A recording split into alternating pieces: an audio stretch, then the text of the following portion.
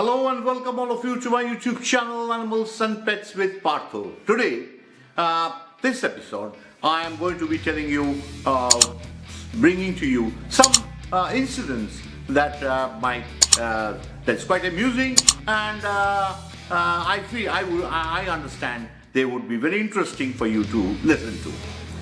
Well, when I start judging, as you know, very early and very young. And when I traveled abroad in my initial times, there were a lot of very senior and important exhibitors who didn't know much about me, or didn't have the confidence or the knowledge whether I would be able to do a reasonable job. They in fact did not exhibit their prized dogs under me. So, in one such incident was when I went to Adelaide. And I was judging the Adelaide Hills and the others, and quite big shows. So there was this great man, of course, everyone around the world know him. He's late, Mr. David Roche. David Roche was, I think he was the past governor of Adelaide, and he was a billionaire, and he owned a house which was smack on the the Adelaide city. So, keeping dogs in the middle of the city was making people would object to the sounds because he had a large kennel. But then he was so rich that he had his kennel soundproof air-conditioned kennels. But anyway, when I went to Adelaide and I was judging, I was really, really young. It was many, many years ago, I think in the early 1990s.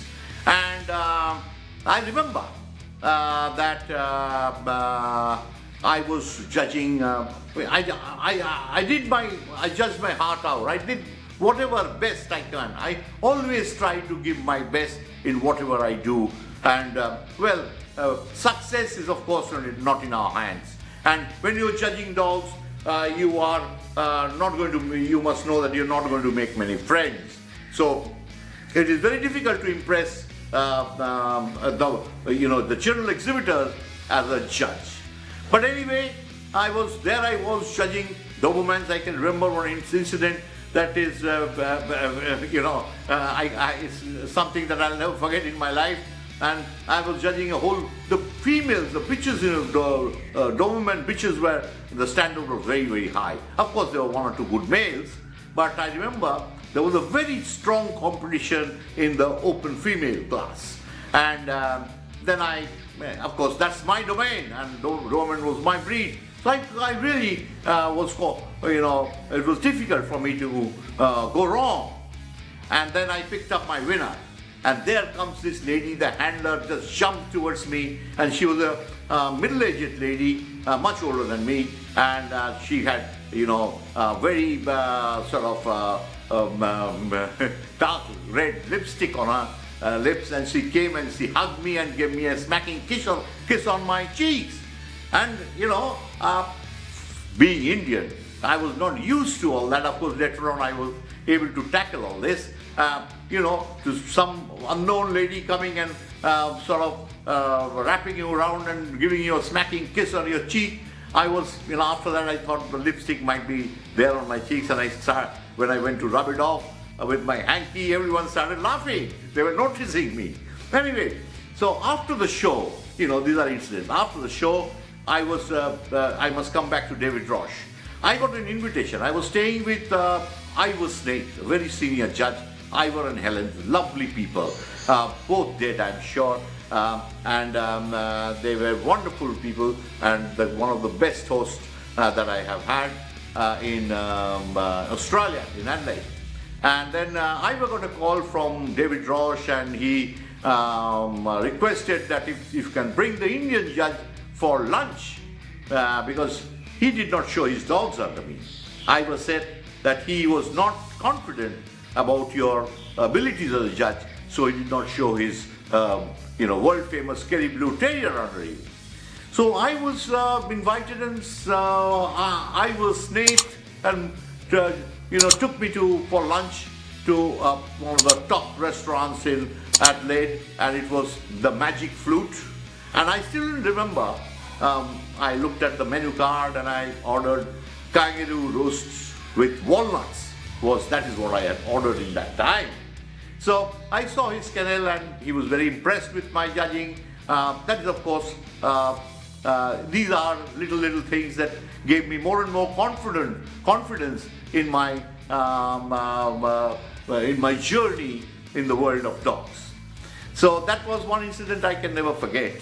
And then the other incident I would like to tell you is I was in a country. I was in Malaysia. I'm just giving you that example and also the name of the country. I was in Malaysia, and it was the first time I think I was invited there. And the big man who actually controlled the dog game was Dr. Fonseca. And I knew Mrs. Lin Lee because I had judged with her a couple of times, and she was a very great judge and a wonderful person. The Dr. Fonseca, I was invited to the show. I don't know how I got that invitation, but there I was, and Dr. Fonseca had some wonderful German Shepherds. And he too did not know whether I would be able to do justice to German Shepherds. So the German Shepherd breed, because he was in Malaysia, he was the last word in the world of dogs. So he took the German Shepherd breed off my list, and he gave it to some other judge, another Asian judge. This I'll not name which country, but then this judge only came to do German Shepherds. And I don't know whether Dr. Fonseca, I'm sure, may not have known him. But then what really transpired after that was very funny. Because I was watching from outside and standing beside Dr. Fonseca, and he had become quite friendly with me, because rest of the shows that I judged, he was very impressed. Then for German Shepherds, he of course confessed, since I never knew you, Partha, I thought you may not be comfortable with German Shepherds. I said, that's all right. So this judge who came to do German Shepherds, and class after class, Dr. Fonseca's dogs got beaten. They were the best dogs in the show. Best German Shepherds, one of the finest you could see in Malaysia. But then the worst German Shepherds with crooked legs, some nearly crippled, they were winning all the time. And that gentleman was of Indian origin with a turban. I'll not name, I know his name. But then his dogs and other dogs which were nearly crippled were all winning against Dr. Fonseca's beautiful German Shepherd. And Dr. Fonseca became mad. He was shouting, screaming, abusing, of course, quite loudly. People around him, close to him, could hear, but, and then I didn't know what was happening. I was laughing, I was surprised, and I was thinking how this could happen. Even a blind man wouldn't have done like that, judged like that. And sort of the handler for Dr. Fonseca was none other than his beautiful daughter, Angela Fonseca. And then she really did wonders with those dogs. She was not only she had, I think, won Miss Malaysia once, like her mother who had won it many years ago. She was Miss Malaysia, and she was gorgeously dressed, and she floated around the ring with this beautiful German Shepherd, and every class after class the dogs got beaten. So, end of the show, that day at dinner time, what happened, I can never forget. That poor judge was there in front, and we were having dinner at a restaurant, and Dr. Fonseca started out at him.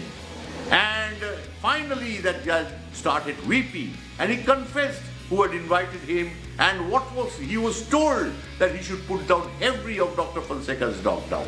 That was a condition on which he was given the invitation. But I'm not naming that judge because I haven't done, of course I could have, but I've never seen him after that ever or heard of him around the world. I don't know whether he gave up judging or he judged and I didn't notice, because the few judges that I'm so much sort of active in social media and other things that I would have come across his name as a German Shepherd specialist judge or whatever. but haven't seen his name since then. So that was one of the incidents that is so funny, and so these are little things that has happened in my, that has I have been sort of testimony. I have sort of seen these things happen in the course of my journey in this wonderful world of dogs. So in order to be a good judge, you have to learn dogs. You must have, see, the additional benefit of course will be there if you have that instinct, that animal sense, that eye for a good animal. That is a little advantage anyone will get. It is not, see, and dog judging is not only on books, If you read books, you cannot judge, you cannot be a great judge. You have to have hands-on experience. You have to have kept dogs, bred dogs, seen what goes wrong, what goes right. So all these things are part of the experience. Now if you have dogs and your servants keep it and do everything and you don't know and you buy the best dogs and you win with them, I don't think you really get the experience that one gets out of breeding their champions and how to go out in one of the, it's like great cooking. If you like, let me tell you, give you an example. Now, if I read books and how you fly an aeroplane, can I go and sit in the cockpit and start flying an aeroplane? I can't.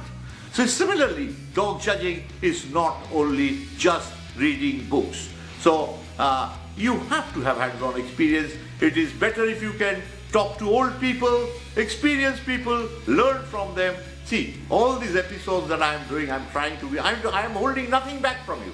Whatever I know, I'm talking from my experience, and I'm very honest. And anything that I do it very passionately. I think people who know me, have followed me, and will vouch for me that I am one who do not keep secrets, at least away from people. I want people to come up, learn dogs, and enjoy this sport and serve this sport and make this sport a better place for all of us. Thank you very much. See you at my next episode. Then again, you have the bell button, push it, and then once you do that, you get notified for the next episode. Then like, share, and then subscribe. That is very important. I need some more subscribers.